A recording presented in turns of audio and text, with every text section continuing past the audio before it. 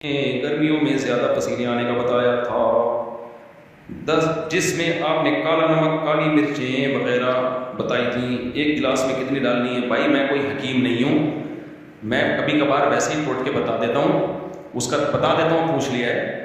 Lemon को 2 टुकड़े काट के निचोड़ के पानी में डाल के रखो, थोड़ा सा पानी में कड़वापन आ जाएगा, वो कड़वा हो जाएगा थोड़ा सा, क्योंकि लेमन के छिलके में भी विटामिन सी होता है और अच्छी क्वालिटी वाला होता है। वो जब आ जाएगा उसमें शहद डाल दो। पसीना बहुत जो निकल रहा है ना, तो इसमें थोड़ा सा नमक डाल दो, गुलाबी नमक भी डाल सकते हो, लेकिन जिनको ब्लड प्रेशर है वो ये काम ना करें, क्योंकि पसीने आजकल कराची में दबा के बह रहे हैं लोग। तो उसमें हल्का सा नमक डाल दो और अपने खर्चे पे ठंडा ठाट पी जाओ, इतनी फ्रेशनेस आती है, ऐसा मज़ा आ जाता है।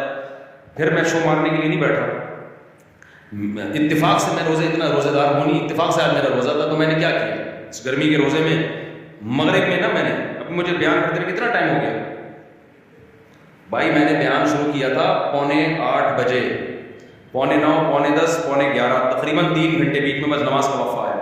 3 घंटे से मैं 3 खजूरों पे सेट हूँ, समझ रहे हो। इफ्तारी में 3-4 खजूरें और वही लेमन और थोड़ा सा शहद भी है, उसके बाद से मैं बोला जा रहा हूँ। कोई कमजोरी महसूस हो रही है?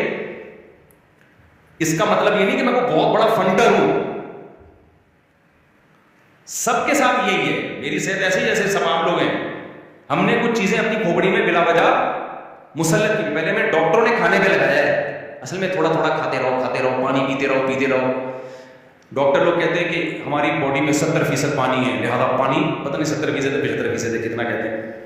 भाई साहब, हमारी बॉडी में जितने फीसद भी पानी, पूरी तालाब में नहीं भी हो, हमें जितने पानी की जरूरत होगी वो हमारी बॉडी बता देगी। प्यास है, और अगर प्यास लग रही है, आपने पानी नहीं पिया, इसका कोई नुकसान नहीं है, बाद में पी लो 1 घंटे पर, ठीक है। कमी तो पूरी हो, नुकसान जब है जब वो कमी पूरी ही ना हो, जब अल्लाह ने इफ्तार में पाबंदी लगा दी हो, रोजे रखने तो रखने ही रखने, इफ्तार करना ही नहीं है, फिर मुसीबत होगी।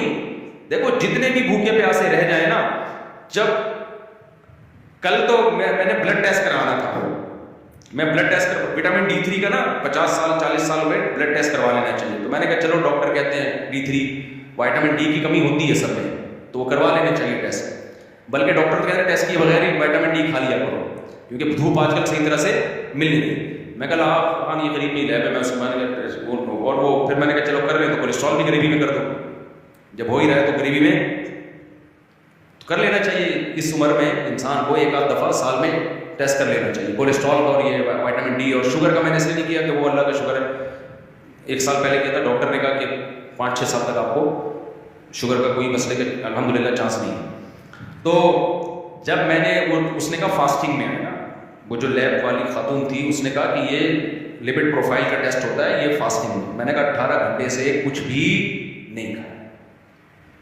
उसने कहा 12 घंटे, उसने कहा, मैंने कहा 18 घंटे से मैंने कुछ भी नहीं खाया, और जो 18 घंटे पहले खाया था वो भी खाना नहीं खाया था, वो भी मैंने कोई नेट पे देख के ना अपने टोट के निकाला, बादाम का दूध नहीं निकालते करके, वो निकाल के पिया था 1 गिलास, तो उससे पेट भी साफ हो गया था मेरा, यानी जो थोड़ी सी तवानाई स्टोर हुई थी।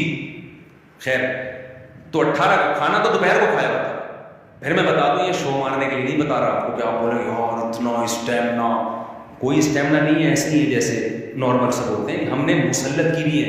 मैंने कहा 18 घंटे, उसने कहा इतना भी फास्टिंग नहीं, कहा 12 घंटे की बहुत है, कल दोबारा आना, तो फिर मैं 12 घंटे की फास्टिंग पे गया। तो कल खाया मैंने, तो रात को थोड़ा सा खाना खाया था, पता नहीं क्या खाया था, मुझे याद नहीं शायद। तो मैंने मगरिब में, इतनी गर्मी का रोज़ है, मगरिब में क्या 4-6 खजूरें खाई हैं और वो शहद का शरबत, बिल्कुल 4 घंटे से मैं बोल रहा हूँ, किसी किस्म की कोई वीकनेस महसूस नहीं हो रही। फिर बता दूँ, ये कोई एक्स्ट्रा, कोई हमारी कोई खालिस कोई ऐसा नहीं है कि बहुत अच्छी सेहत, तो नॉर्मल जैसे आपकी है वैसे ही। बताने का मकसद ये है कि ये जो हमने खोपड़ी में मुसल्लत किया हुआ है ना, इतना खाना, ये गलत है। ये क्या है? गलत है, कोई ज़रूरी नहीं है इतना खाना। अभी फोड़ूंगा जाके, अभी फोड़ूंगा, क्योंकि मैंने नमाज से पहले घर में फ़ोन किया क्या पका हुआ है। तो आज दोपहर हमारे रिश्तेदारों की दावत थी, तो उसको मैंने बोल के रखा हुआ है कि रोटी भी खाऊंगा, बिरयानी बनी हुई है, बिरयानी भी, क्योंकि मैंने कल से खाना खाया नहीं, 24 घंटे हो गए हैं मुझे खाना खाए हुए। मैंने कहा मैं बयान करके आ रहा हूँ, फौरन सामने होना चाहिए, फोड़ दूंगा, यानी एकदम से खाना जाकर फोड़ूंगा मैं। तो लेकिन अगर नहीं फोड़ना चाहूँ ना, कोई ज़रूरी नहीं है, ये खाम खाम मुसल्लत किया। मैं तो फोड़ूंगा क्योंकि मैं इतना नेक हूं नहीं।